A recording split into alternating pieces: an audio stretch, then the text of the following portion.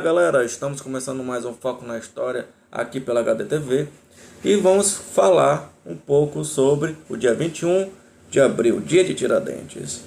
Galera, Tiradentes, que é um cara da história, um personagem histórico brasileiro, ele viveu durante o período colonial no Brasil.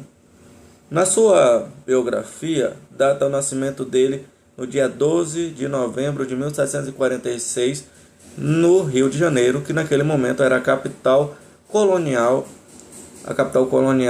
do Império Português. Conhecido como Joaquim José da Silva Xavier, Tiradentes, ele sai do Rio de Janeiro ali por volta dos seus 16 para 17 anos e vai procurar estudar na Europa. A família era com bem de vida e pôde bancar seus estudos lá na Europa. E neste período ele tem contatos com as ideias do iluminismo. O que seria o iluminismo? A primeira coisa que o iluminismo é contra é o absolutismo. O que é o absolutismo? É a ideia do rei ser soberano ao poder.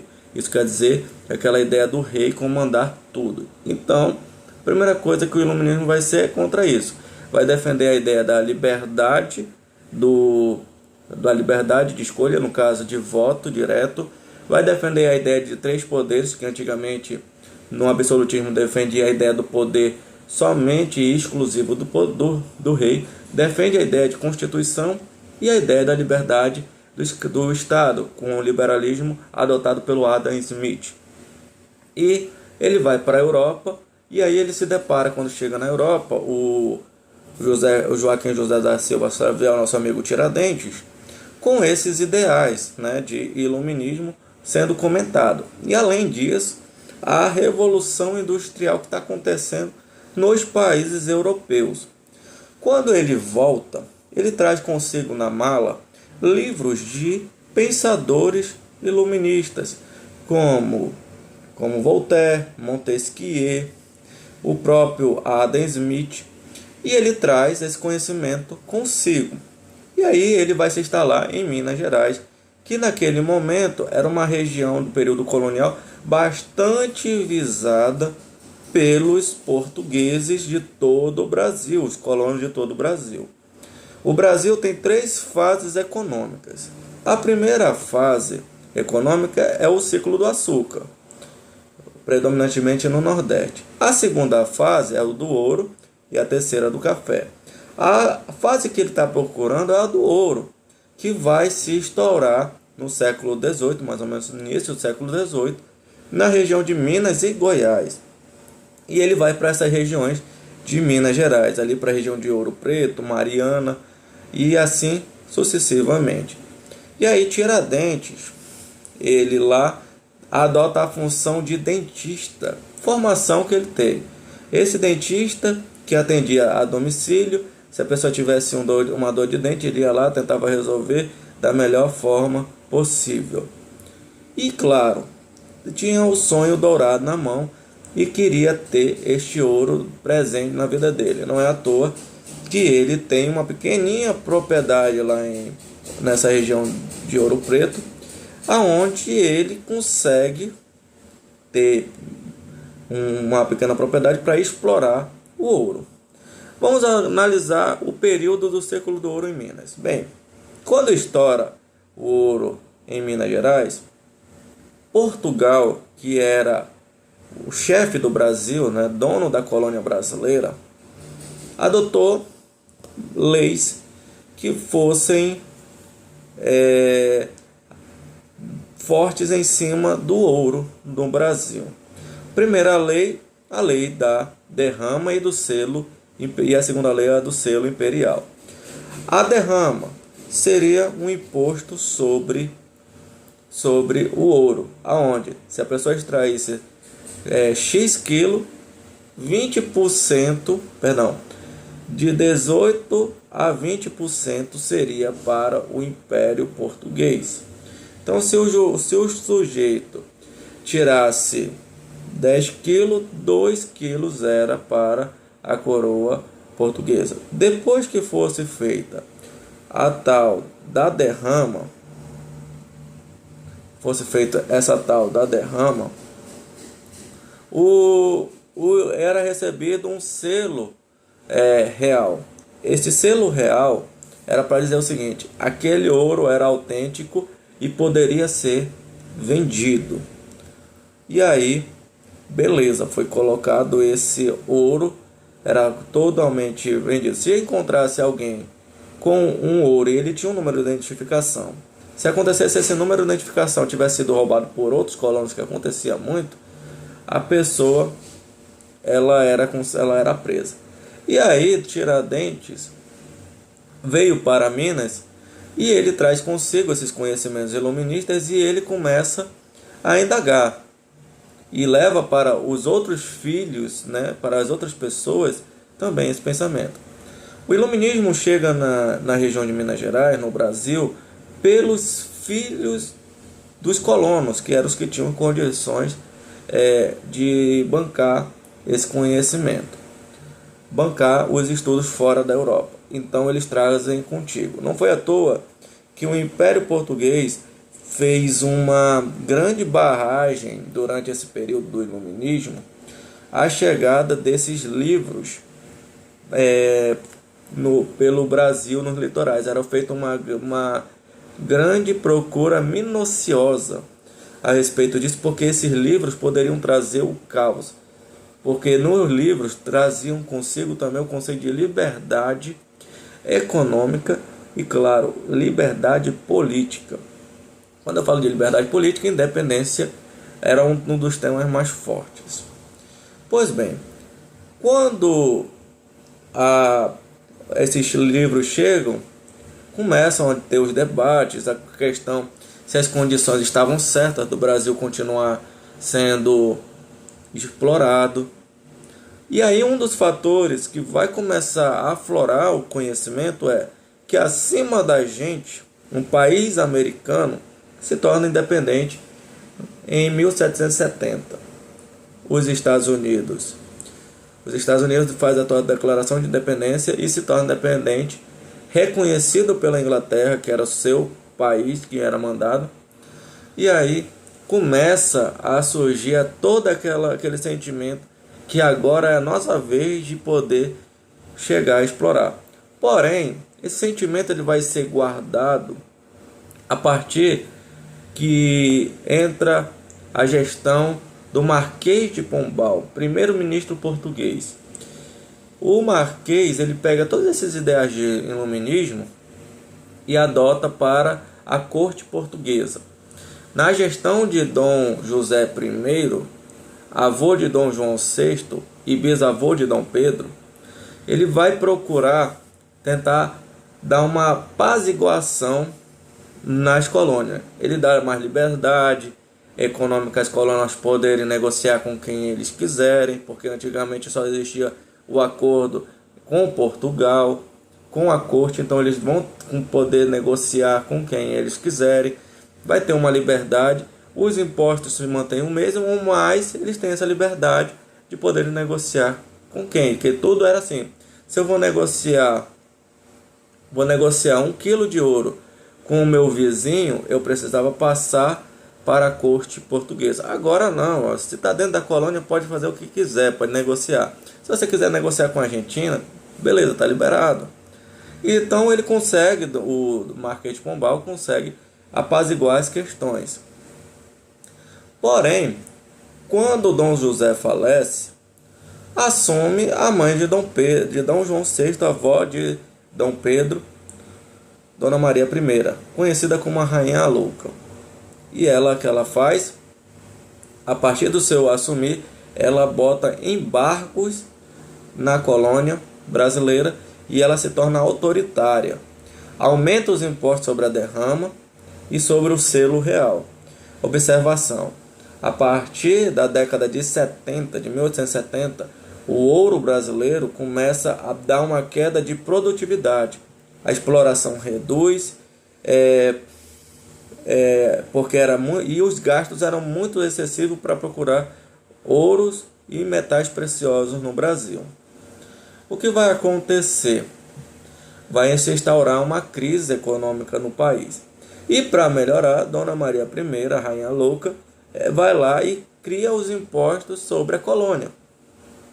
O selo real e a derrama acabam dobrando. Se antes o cara pagar 18% a 20%, vai pagar de 36% a 40% de imposto à coroa portuguesa. E outra, a rainha ainda colocava que tinha que dobrar aquela produção toda a vida. Então, se o cara chegasse e desse 10 quilos de ouro, ele tinha que dar 20 na próxima extração, e isso era semanal. Isso vai acontecer o quê?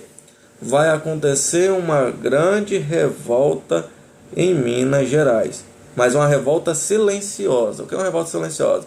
Onde esses caras pensadores, como o Joaquim José da Silva Xavier, vão se reunir para planejar uma independência da região de Minas Gerais, aonde o foco era que Minas ia se tornar independente.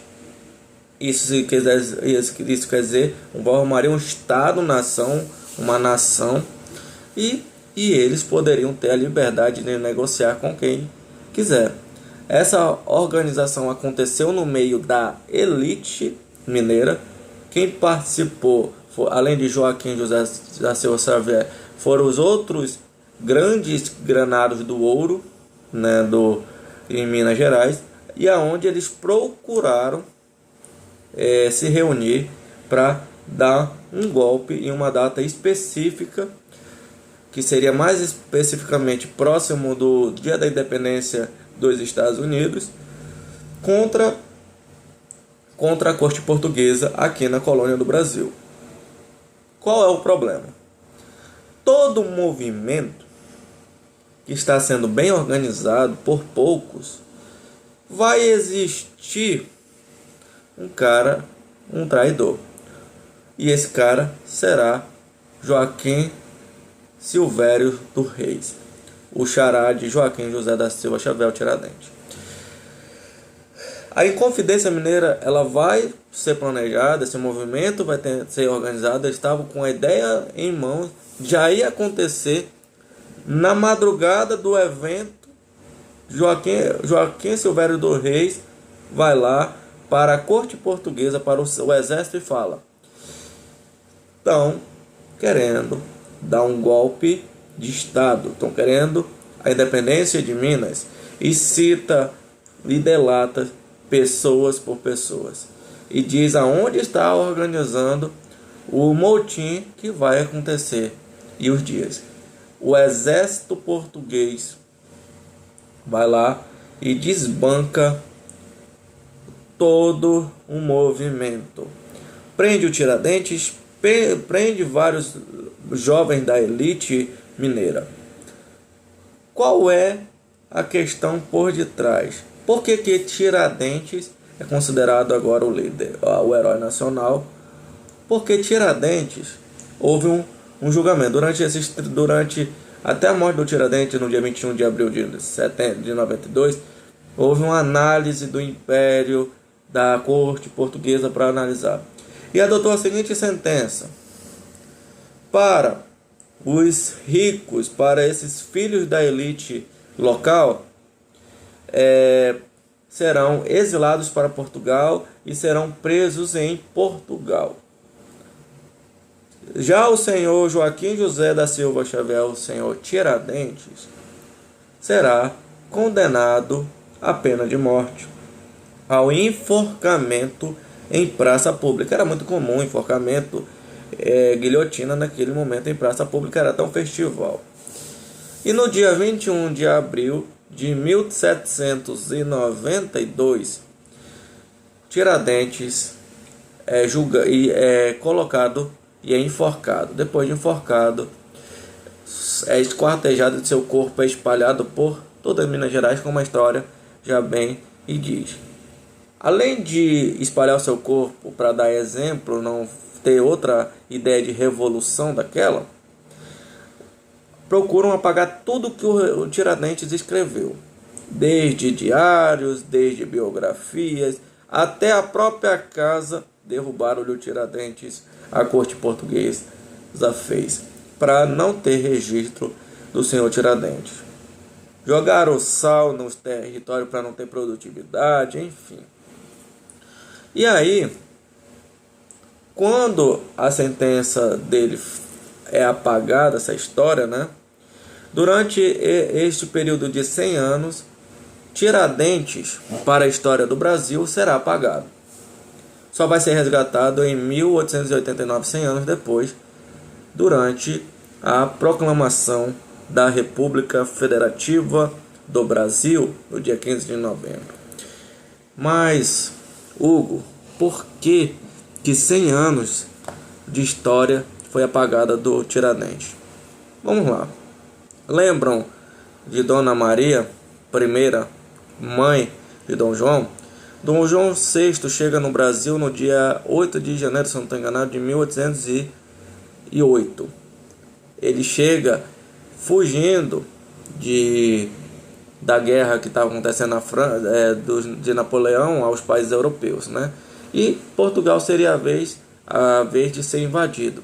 E ele, na madrugada de 1807, ele faz as coisas e pega toda a família e partiu o Brasil. Ele chega aqui em janeiro de 1808 e começa a criar suas políticas. Dom João, ele não ia enquanto um cara que estava machucando a mãe dele no período, ele ia retratar a história do Tiradentes? Não ia. Dona Maria falece, ele se torna o rei de Portugal. Depois ele volta, chama Dom Pedro, mas Dom Pedro fica no Brasil e declara a independência no dia 7 de setembro de 1822 e nasce o Brasil. De fato, aquela luta do Tiradentes faz nascer o Brasil com quem? O filho de Dom João, Dom Pedro. Eu faço a pergunta: será que Dom Pedro queria que a sua avó fosse manchada a história dela? Claro que não. Então ele, com o IDHGB, o Instituto Histórico Brasileiro, ele procura não manchar a história. Então ele procura dar a história com Pedro Álvares Cabral, isso vai, mas Tiradentes não é colocado como herói, não é colocado como personagem na história. E aí passou para o seu filho, Dom Pedro II. Dom Pedro também não ia fazer isso de manchar a história dos seus avós e bisavó.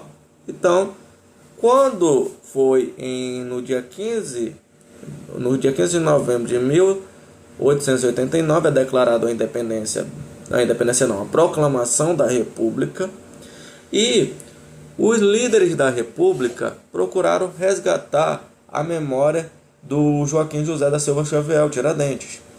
E aí o IDHGB ele procurou construir a história do Tiradentes, procurou passo a passo, encontrou o registro dele de dentista em Portugal, encontrou o registro dele do dia que ele foi esquartejado, encontrou propriedades da família dele, da família Xavier, lá no Rio de Janeiro. Então eles começaram a fazer a história do Tiradentes. Durante a era Vargas, no ano de 1930, ali por volta de 1933, Vargas reconhece que Tiradentes era um herói nacional. Ele fala o seguinte: Tiradentes, para a história do Brasil, é um herói nacional. E declara o feriado do dia 21 de abril, que era o dia da morte, com o feriado de Tiradentes, era um feriado nacional para todo o país. E a partir daquele momento, Tiradentes era considerado um herói para a República. A República veio resgatando, e todo esse processo histórico fez com que Tiradentes se tornasse um feriado, um herói nacional. Por isso que até hoje é comemorado o feriado de Tiradentes. Durante anos e anos é comemorado, por ele ser um símbolo de heroísmo, de luta contra o Império português aqui na América.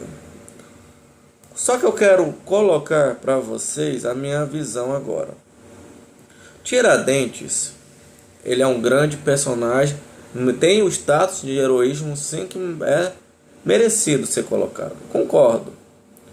Mas, na minha visão enquanto historiador, que acompanho a história de vários personagens, Tiradentes é um de vários heróis que buscaram a independência do Brasil. Para mim, ele não é exclusivo. Eu acredito que existiram vários. Na Bahia, em 1799, aconteceu a Conjuração Baiana, aonde, de ser uma pessoa morta, porque lutava contra o Portugal e queria independência, houve um fuzilamento em massa. Tinha 3 líderes principais também. E nós temos também, antes de Tiradentes, outros personagens que buscaram a independência do Brasil, outras pessoas que buscaram. Só que a República, para dar esse merecimento e dizer que Tiradentes foi, bora dizer, injustiçado, eu falo o mesmo termo, que foi injustiçado, acaba dando esse feriado.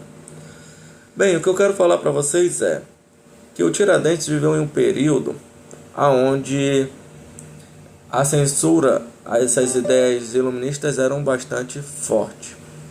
E isso eu quero dizer para vocês que hoje ele tem esse feriado por uma série de injustiças que fizeram com ele. Desde ele ser considerado um líder do movimento, e na verdade ele era uma das pessoas que estava dentro do movimento. Segundo, desde o enforcamento, esquartejamento e o espalhamento do seu corpo por toda Minas Gerais, também foi uma forma de injustiça, porque ele foi o único que foi condenado à morte. Enquanto os outros, que eram filhos da elite local, foram presos em Portugal. Eu acho que poderia ter tido